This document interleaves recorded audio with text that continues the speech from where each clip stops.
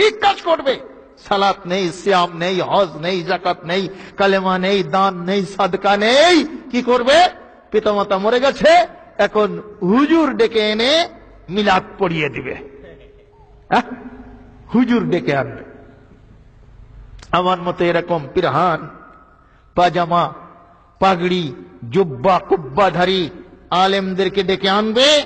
আসলে তারা একখান মোনাজাত করে দেবে, হায় আল্লাহ, আজকে সাহেবে দাওয়াত যেই উদ্দেশ্য করে আমাদেরকে ডাক দিয়েছেন, আল্লাহ মাবুদ, তার পিতামাতা অন্ধকার গহীন কবরে শুয়ে আছে, আল্লাহ সারা দুনিয়ার খবর পাই গো, 3.5 হাত মাটির নিচের খবর কোনোদিন আমরা পাইলাম না। আল্লাহ গো, আজকে এই সাহেবে দাওয়াত, এই বাড়িওয়ালার পিতামাতাকে তুমি মাফ করে দিয়ে জান্নাত খুশনসিব করে দাও। এভাবে হুজুর কাঁদতে শুরু করে মোনাজাতের ভিতরে। আমি আপনাদের কাছে একটা পরীক্ষা দেব। সবাই এই ডান হাতের এই কবজির উপরের পৃষ্ঠে একটু চিমটি কাটেন তো, বাম হাত দিয়ে এভাবে চিমটি দেন, দেখেন তো ব্যথা করে? ব্যথা করে? ব্যথা করে।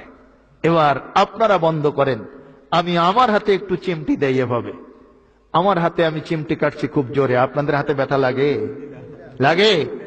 আমার হাতে চিমটি দিলে যদি আপনাদের হাতে ব্যথা না লাগে, তাহলে আপনার মা মরে যায় আর হুজুরের চোখে পানি আসে কেন?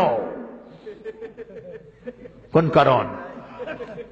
কারণ হচ্ছে হেদায়েতে ব্ল্যাক মার্কেটিং চলতেছে, হেদায়েতে কালোবাজারি চলছে।